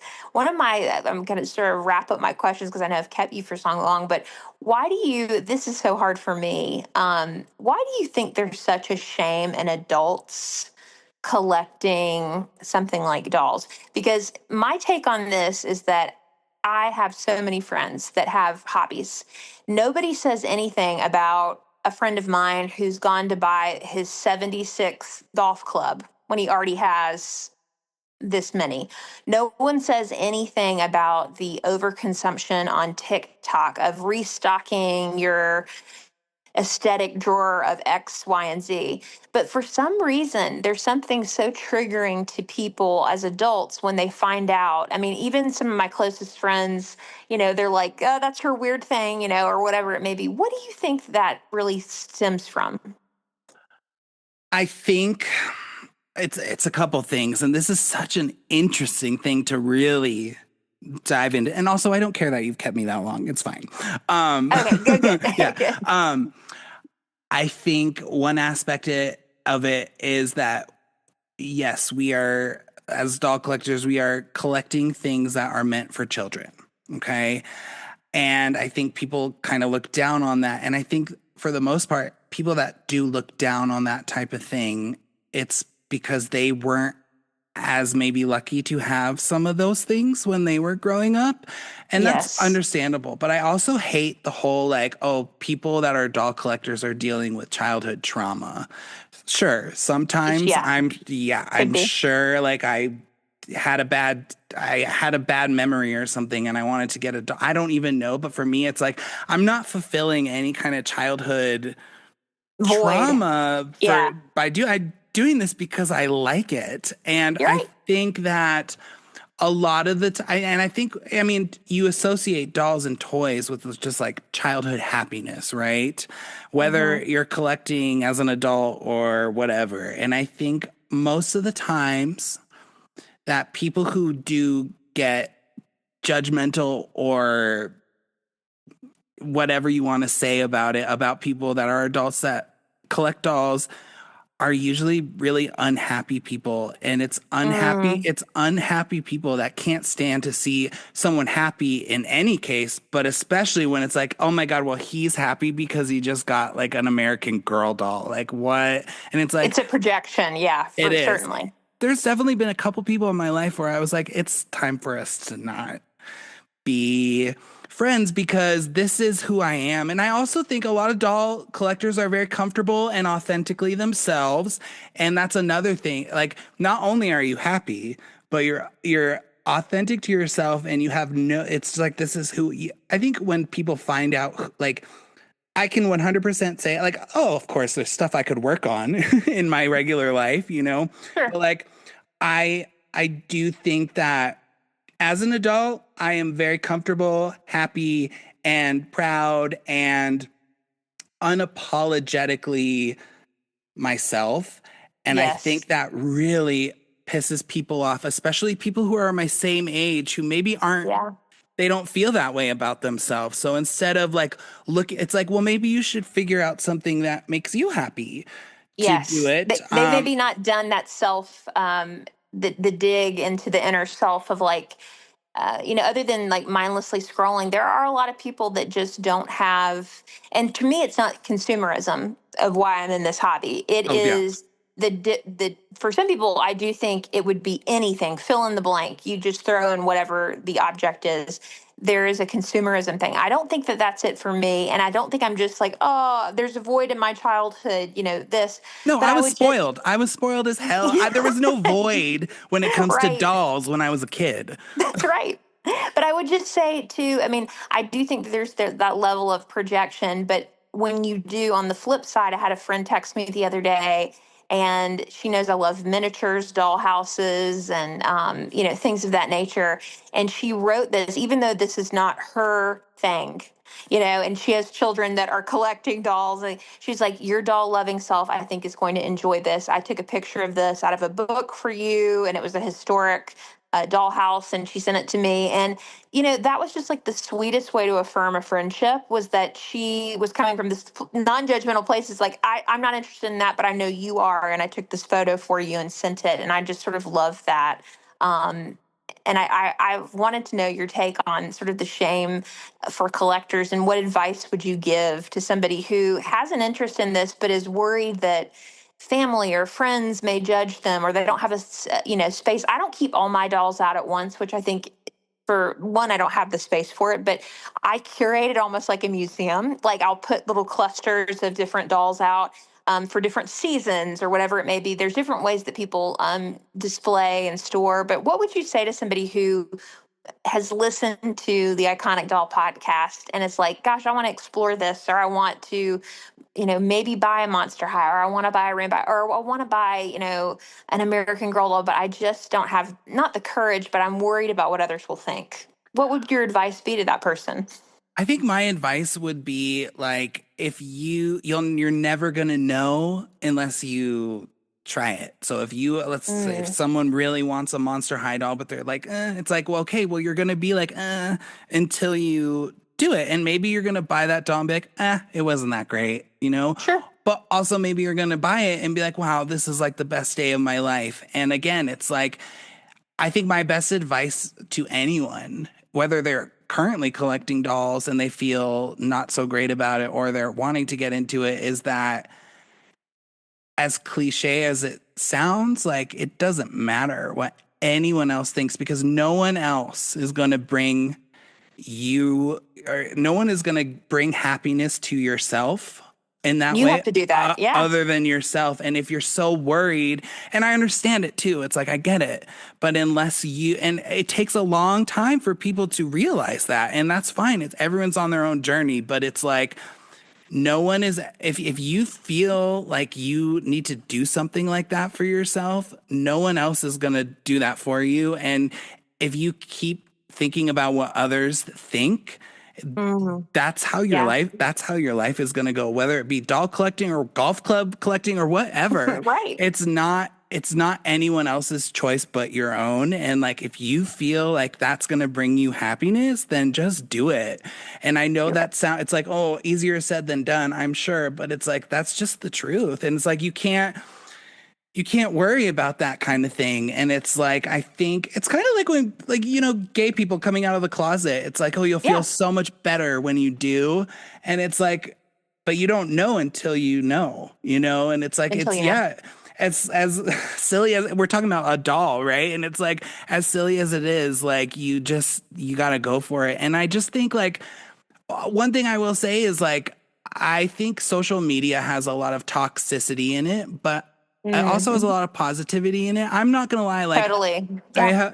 I talk to my doll friends on the internet more than I talk to my real friends in real life, and like there is a community of people out there just waiting to be your friend. And as it's Yes. like, I think there's also kind of like a weird stigma on that too, where it's like, oh, all his friends are on the internet. And it's like, okay, well, I've got people that understand me all around the world, and I'm just Yes. lucky enough to have a platform that reaches them. And I think my biggest takeaway with this show is, like, it's here for people who are in doll world or who are like curious about it, right? It's not like anyone should listen to this show, because who knows, it might change your mind about something or whatever. And I just think my best advice is to just go for it. As just cliche and silly as that sounds, like, you'll never know until you know. And that brings me to kind of one of my questions that I think this is something that you talk about with almost probably every guest that you've had on, especially men that have been on the show. Um, what their experience was. Was it a household where you were able to express yourself, not even creatively, but were you allowed to play with dolls? Or a lot of your guests have not had the experience that you had, with just your parents, meaning your grandparents, being able to say, absolutely, that's what you're interested in, that's what you're interested in, and you can just be yourself. A lot of people, I don't want to say closeted collectors, that is so many of the men I've met in the community. And they told me things like, it wasn't till I married my spouse, or it wasn't till I got out of college for a couple of years and started making my own money and had my own space, that I could purchase that one doll. And that just breaks my heart every time I hear it on the podcast, of the not the lost years, but I do think that that's where we see a lot of people making up for lost time in their collecting. They, For sure. they go overboard really quickly, and then they dial it back. Um, would what do you think? I don't know how to say this. What can we do collectively as a nation? I'm not asking you to be, NATO here, but what can we do to make dolls more accessible, whether it be price points? It makes me so bad. The Labubu was a great episode that you did, and I'm joking about Labubu. I mean, I think they're a novelty. They're super fun, and you've got a Labubu coming your way, as you know. Oh my I had God. to get one just so cause we have it for the time capsule. But one of the things is that someone messaged me and said that there was at summer camp this summer. This A friend of mine said that her she was having to put the Labubus in jail at camp, summer camp, because it was literally an income thing. Even the kids that went to like a day camp, you know, it could be gymnastics camp. You're having to say, okay, everybody hand me their Labubus, because this is not an equitable thing. So I feel for children with these price points that continue to raise. And I hate targeting Mattel. This is not anti-Mattel in any way, but like, you know, that maybe you get an American Girl doll for Christmas, but I only get the budget line fashionista, whatever it is. What is it that are some of these obstacles that, one, price point accessibility, and two, getting boys into collecting? I mean, I know there's no simple bullet answer for that, but what are your thoughts? Do you think that's going to get better in the future? Great point about, like, the accessibility and stuff. So, like, obviously I am very aware that not everyone was raised. I'm very lucky, and Same. I try I to. never went without in that sense, ever. Ever. Exactly. And I try to be very understanding about that, because yes, and like when I'm talking about the genuine doll collecting and stuff, yes, there's definitely cases where people are, it's like, well, I either they were too scared to buy dolls, or they just didn't have the financial their parents didn't have the financial means to provide that kind of thing. And so I think a great example is, and I don't think I ever talk about my family outside of my grandparents on my show. It's, Yeah. I was very lucky. And I think like, obviously in some ways, right? So Mm-hmm. I was raised by my grandparents and they spoiled the hell out of me, but they also Mm-hmm. raised me to know, yes, you have these nice things, but it's not, I have cousins and stuff that would come over for Christmas, and it was a very like, okay, make sure you put away your toys. We're not going to talk about all Right. the things you got. And so and they would Right. explain to me why, right? And I think a lot of my aunts and uncles and cousins didn't know I was having these discussions where it's like, no, I know, like it's not like I'm an asshole at 7. I knew like, oh, well, Right. I'm just very lucky to have grandparents that, are able to afford this stuff. And I think that's, and asking like the whole question about were you allowed to play with dolls as a kid? I do that right in the opening of almost every episode just because, and I think it kind of throws You people do. off because it's a much deeper question than you would think, right? And It is. I feel so lucky. Like I've gotten answers just about every aspect on the spectrum of that kind of thing. Um, I will say, and like you, not to shit on Mattel, but they are the example, right? Up until these tariffs, like with the Barbie getting cheap thing, I'm like, this is actually great because, parents who are not as well off, maybe as my grandparents were or whatever, are able, Yes. Yeah. she's available to almost anyone. And it is unfortunate because I don't think I don't know. I don't know what prices are going to look like in a year or whatever, but that would be a bummer because I do think, as much as we criticize Mattel, like I do think they have made some really amazing efforts, not only with diversity, but accessibility in that way to make sure that almost everyone is able to have a Barbie if they want one. We might have been friends. I think that you've answered it perfectly. I think, your honest answer, do you think it will get better for boys that want dolls in the future? And especially coming from the Southeast and the cold side from where, I know there's definitely different parts of the country, but in general, I don't think it is as easy for boys to collect. No, and it's never going to be. And I think that with acceptance is also that which is great. It's a lot easier for me to tell someone now that I have a huge room of Barbies than it was 10 years ago or whatever. But I think there's always going to be, because at the end of the day, Barbie is for girls, allegedly in Hmm. quotes. I think that's always going to be. I also think like there's a lot of like, oh yeah, you'll get her. Like that's great, but it's like you don't really feel that way.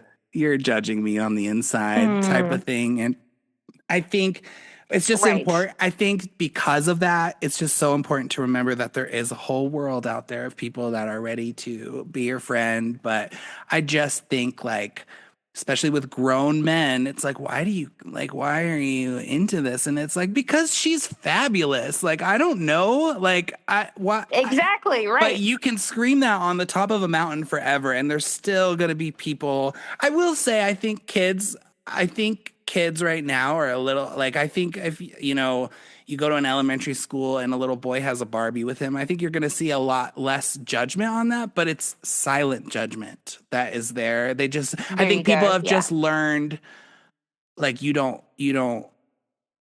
openly just go up to someone and say, what, like, why do you play with girl toys? I think it's more of a learned behavior of like, okay, well, just don't say anything. I agree with that. And I also think too, that you just made me think of something here that wasn't on my list, but just really struck a nerve.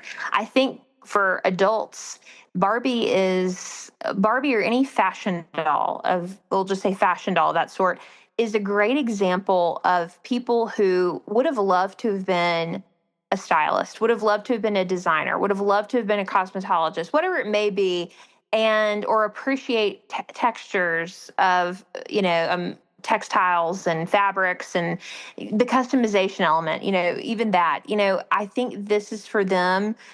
I didn't get to pursue that. That wouldn't have made money, whatever. But this is a hobby that I can still appreciate those things. And Mm-hmm. so for me, like American Girl stands out as something, and even the VDC dolls, Rachel's got the historical line for Grace. And for someone like myself, who's always loved a PBS period drama, frock drama, Pride and Prejudice kind of thing, I think that that's why those books, the books came before the doll for me when American Girl in Pleasant Company, and so I often think it's Pleasant rolling in her grave sometime with with Mattel. Is she But dead? I don't know if she's dead. Oh, Oh I gosh. don't think she is. She might be dead. I don't know. Oh gosh, I always say rolling in their grave, just being I like get what it. they Yeah. handed it over to or sold it. But she was an educator first and foremost, in those books. I think to me, really, I think they kind of were my gateway drug into my niche interest. Molly. uh, we have this in common, but Molly kind of is why I read historical fiction around World War II as an adult. Mm-hmm. And I care about rationing and what was happening back stateside. And then, Addie was a tangible, there's a lot of controversy around Addie, but Addie was a tangible, relatable doll to see what maybe the restoration period after the Civil War looked like. And, approaching it from the best way possible. And I love the illustrations in those books, et cetera. So, like, to me, getting a Truly Me with, just this kind of BS book in it that has no, it's just ChatGPT wrote it. I just think the thoughtfulness of that has carried over into one of the reasons I'm a teacher. One of the reasons I love um, history and I have so many niche interests, et cetera, are based on those historical dolls. So I think for maybe people that love the fashion dolls, I think there's a creative element that they were never allowed to pursue, or it just is not going to be something that they could do as their day job. It does unlock for them that creativity, and some people buy dolls to play with them. I don't buy dolls to play with them. I buy dolls to admire them and collect them. And um, I would just say I think that's kind of what you're about as well. Oh Would you yeah. agree? Yeah, and that's the other. It's so easy for people like, oh my god, he just sits at home and plays with dolls all day, and it's like, no, I don't. Like, Where in that schedule would you have time? But yeah. I hardly touch them. Like, I just love having them, and like you said, with the American Girl, I think, especially since my grandpa passed as well, that's because I had American Girls my whole life, right? But like, I just found one of the things.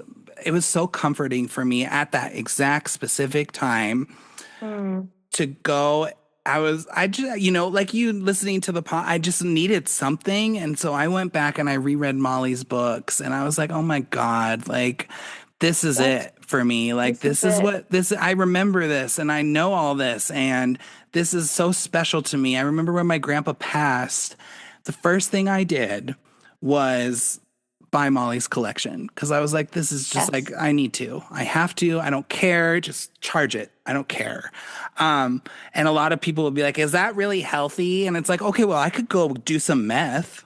Is Right, that exactly. better? Like, Which drug would you like? Me to yeah. be obsessed with this or a heroin I addict? could go, yeah, I could Exactly. also Come go on. steal a bunch of cars. Like, is that better? And that's the thing with doll collecting where it's like, there's a lot worse and more strange things that people could be into, right? This doesn't Yes, harm anyone except for my bank account, and that is that's none of your right. fucking business. That's right. Um, but I agree, like the American, like I think a couple summers ago, I was talking to my friend Andrea, and we were having a debate about what if you had to pick one doll line to go with forever, and it was either Barbie or American Girl. This was the I was going sun. to ask you. That was one of my questions. What I think I know the answer, but what would you go with?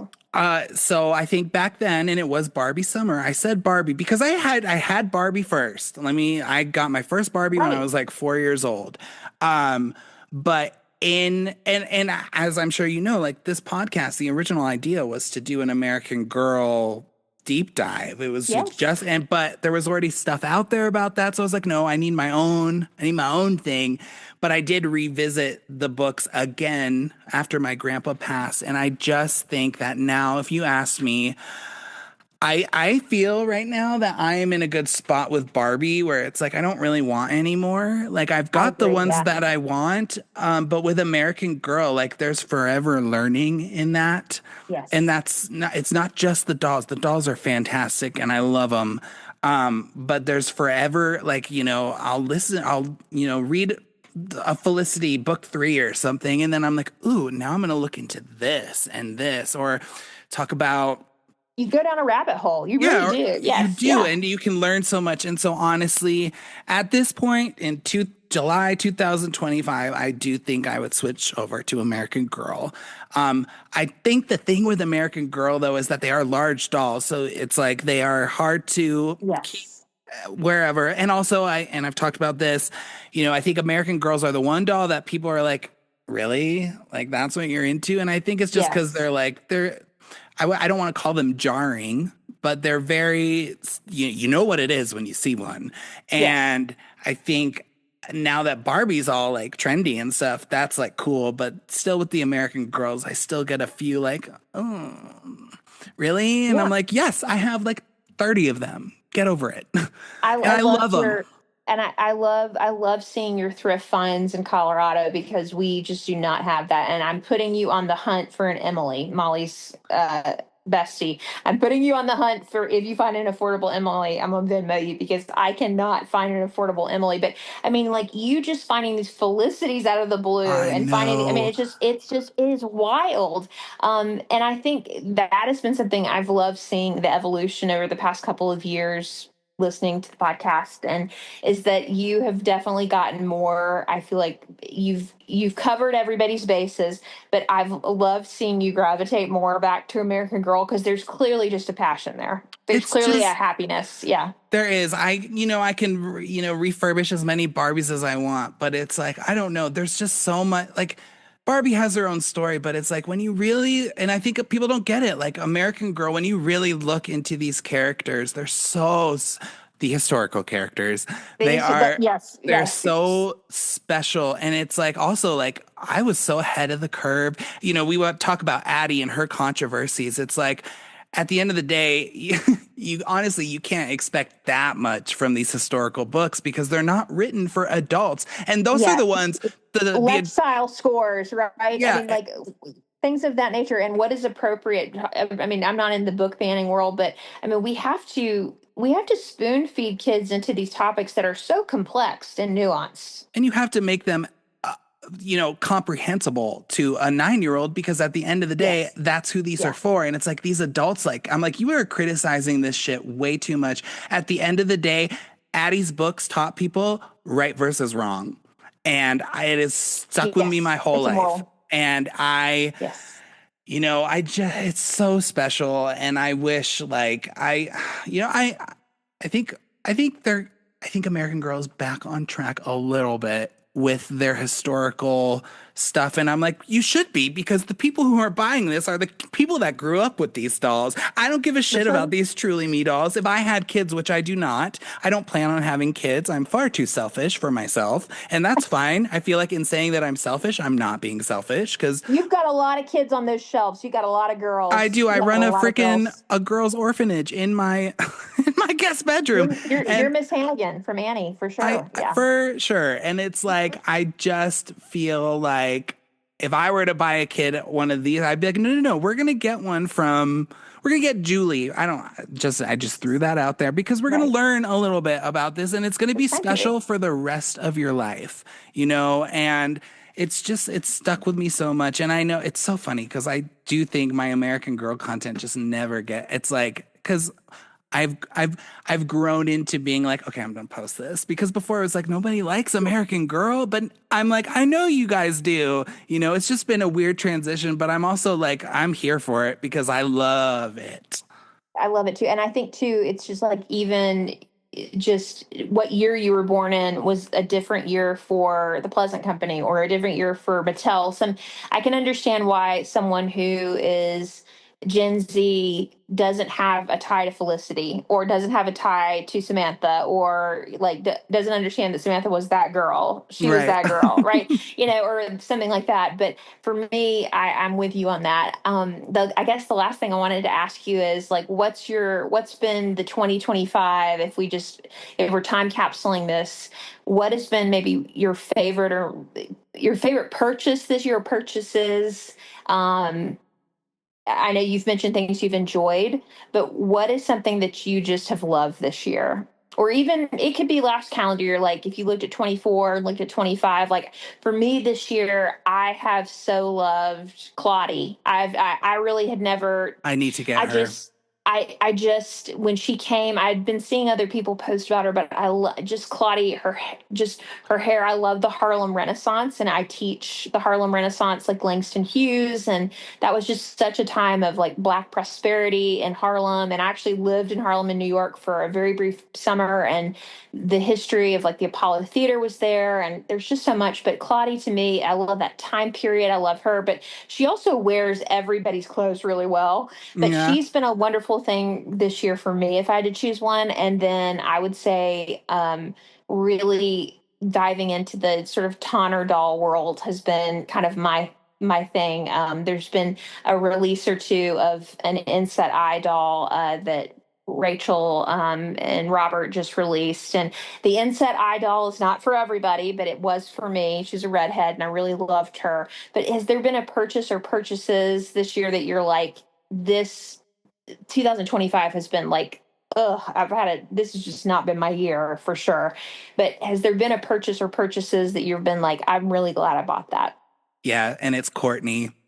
I was going to say, I thought it might be Courtney. I It thought it is. might be And Courtney. not just because we're talking about American Girl. I bought a lot of dolls this year. I bought her for myself for Christmas last year, but same thing, right? But you've been kind of, I don't want to say you're a completionist with Courtney, but it seems like you're kind of moving into that.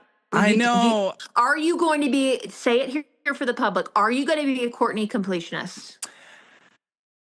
I think There's not that much you can complete for Courtney because I don't think they've developed, much. I have most of it. I definitely have like almost all of her clothes. The one thing I don't have is that damn Pac-Man machine, and I just was watching something I on was going to say, eBay. did you find the Pac-Man machine? Not yet. There was an auction on eBay today, but I was like, no, I need to not. But I will get that one day. I think really once I get the Pac-Man machine, like I'm good. I have her radio, I have her TV, I have all her clothes, I have her sleeping bag, I have her pajamas, I have everything. I love Courtney, and like I can't, like honestly, like did not see myself going that way. But once I got her, I just had like honestly like outside of like the OGs like Courtney, and she's even ahead of I like her more than Felicity. So I'm just kidding. I can I just want to do a pleasant company gasp for the audience. sorry guys, I just Yeah. think Courtney is the best doll that they've released in the last 10 years just cuz she's so not serious. But she is.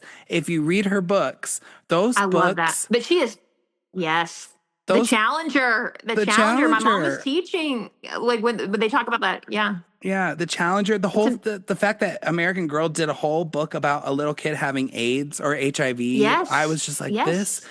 I mean, I just had my interview come out with the author, and I can't tell you, I think I kept it together pretty well. But when we were, I Did you? cried like 6 times because I was like, it's just like it means it. She's just so cool, and I loved it, and it just was like this gives me faith in American Girl because this is exactly because I hate the way they do their books now and all that shit, Me too. and unfortunately I don't see it getting better. But I was like, at least Courtney got these 2 books, and I loved them.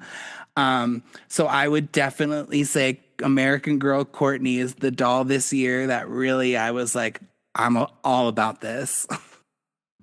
And she's a great one. I think too. It's probably for us. Courtney is the closest historical doll to our actual time period. Yeah. I With don't feel books. with books. I don't feel I enjoy Isabel and Nikki, like looking at them, but like I don't feel compelled to that was me as a kid, was Me Isabel and too. Nikki.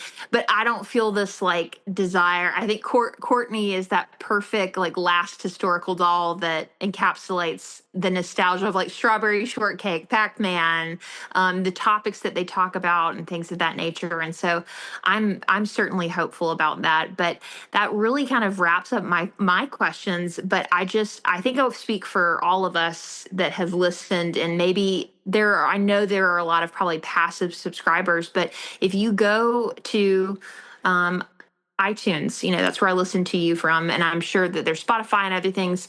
There are a lot of doll podcasts that came out during the pandemic and did about 6 episodes and quit. And there are some doll podcasts that are really about antiques, Right. and that is its own world that is not accessible. So, from a place of appreciation, that's why I reached out to you and wanted to interview you for this, because it is hard work to keep doing these, to arranging the guests, but you stay ahead of the curve. You're always, looking back with nostalgia, but you stay ahead of the curve. And it really is for people. It's my morning commute listen. I love driving to work and listening to a mini episode, or knowing when I get back in my car I can finish the episode. And I think you speak for a lot of us who have this passion for collecting, but collecting out of a place of general love of dolls and not just consumption. And Hmm. so I just want to thank you from all the people who probably can't say that, or, I know you get messages and things like that, but keep doing what you're doing, because it really, I mean, I've shared this with you. It got me through one of my darkest times, to have something that stoked a fire back in me of joy. And just to share, my grandfather, he would order from the Pleasant Company catalog. I mean, when there was a holiday Barbie for the millennium, there's one left at Toys R Us, and he came back and he was battered and bruised. A lady had hit him over the head with an umbrella, but he was going to get me that doll. You know what I mean? Oh. He would go and get that last doll at Toys R Us.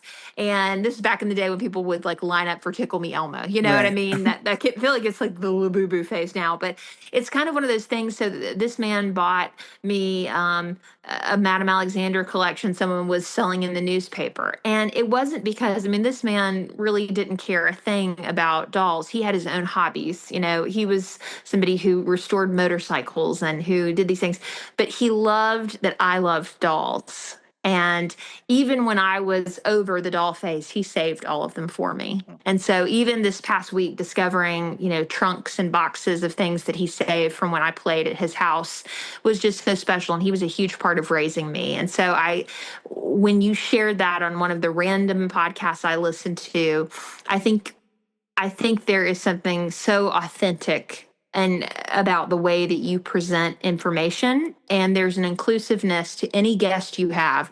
I've listened to every episode that you've done, and I know that there are episodes where I know you're not going to buy that doll. You have no Yeah. interest in that doll. That's not the point of having somebody on the podcast. Sell Sage the doll. So Right. sell Sage the doll line. But it does help. I think it gives a platform to people who, and closeted might not be the right word, but people that do have these interests, and to know that you have expanded it to a community, where everybody gets a chance to show something that really brings them in this world that feels so hopeless, that Yeah. feels like, especially, I know that you work with children and teens, and I worry for this next generation a lot of the times. Like, I can barely watch a news cycle without wanting to throw the TV off the wall, scream, or cry, because it's just so difficult. So for you to bring something so consistently and so regularly with zero judgment, just giving people a platform to talk about what they love. You could have a podcast about stamps, and it could be about, this is the type of stamp you like. You could fill in the blank. But the fact that it is about dolls, and it's adults on your podcast that are talking about dolls, I think it is a form of just self-actualization, of self-love, and about, when people say take care of yourself. I'm not saying go out and buy something, but when I am in my mode, I finally got the courage to start sort of a social media account around this. I was just kind of messaging people from my regular thing. And the feedback for the most part has been, the community has been wonderful and sort of rallied around. And I think that you were one of the reasons you inspired me to kind of step out of my comfort zone with that. But I think you bring a lot of people who may not even own one doll, but they want to hear that episode. They want to know about that. And so that lightens their load or burden. We know way too much about, not to be dark, but we know way too much about the suicide rates in this country, of people having no hope, the economy being difficult, and things of that nature. And it is so important to remember that we have one life. Buy the Yeah. doll. Buy the Buy doll. the doll. If it makes you happy, and I think I can't speak for you. I'll let you speak on it. But if there is something that you are passionate about, whether it's a hobby, it doesn't have to be dolls, but if there's something you want to learn about, find a resource like a podcast and Yeah. listen. You don't have to make a purchase. Listen, and let that be your gateway into discovering what your thing is. Just because you listen to something on brats doesn't mean you need to go out and buy 100 brats. Start with something, but it doesn't even have to be dolls. And that's my takeaway, I guess, from listening to you after 100 episodes. Is I feel like you are somebody that I've been friends with my entire life, who knows me so well, and I can't be alone in that with your listeners. So on behalf of your listeners that probably can't say that, I want to thank you for that. Oh, I'm gonna cry. Thank you so much. I'm so glad to hear that. I always, like I said earlier, I don't even know if we're recording yet, but like I forget that, my words mean something to people, and like I just do this because I'm like, yay, like this is so Right. fun, and I don't forget about it, but I think I don't realize like what an impact it has. So when people, whether it's you or, I get emails all the time from people being like, thank you so much for doing this. I was having a really hard time. And your episodes just like got me through it. It's just like, it's pretty overwhelming, to be honest. And so maybe that's why I just like don't think about it, but I do forget all the time that, I'm not just talking to no one, right? No, you're not. Absolutely not. And it's a lifeline for a lot of people. I'm not putting that pressure on you, but it is a lifeline to have. I mean, the excitement I get when I get the notification on my phone that there's an Iconic Dollcast, I have to hold myself off from listening immediately, because I'm like, I have to have something to look forward to on my commute at 5:45, 6 a.m. to school in the morning. You know what I mean? I Yeah. have to do that. It might be me stopping to get my breakfast and listen to that, and just disassociating in the car on the way home from school or work, or whatever task I'm doing. But I just think there is something to be said, and it's not just for dolls, that you consistently put out this content. And I hope I'll be speaking to you in episode 250. I hope it continues. But that's really all from me. I just wanted you to know that. Oh, well, thank you so much, Kendall. I really appreciate that.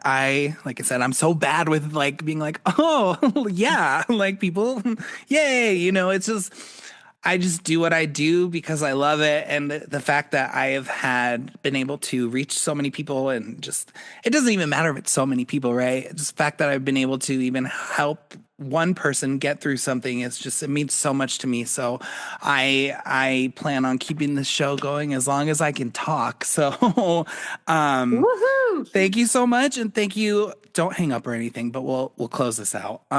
Thank you so much for celebrating my 100th episode with me. I really I had a blast. That was so cool. It's nice to be on the other sid, to be honest. Yes. I was a little nervous, but you have obviously done your research, and that was just so great. So, do you want to let everyone know where they can find you on social media?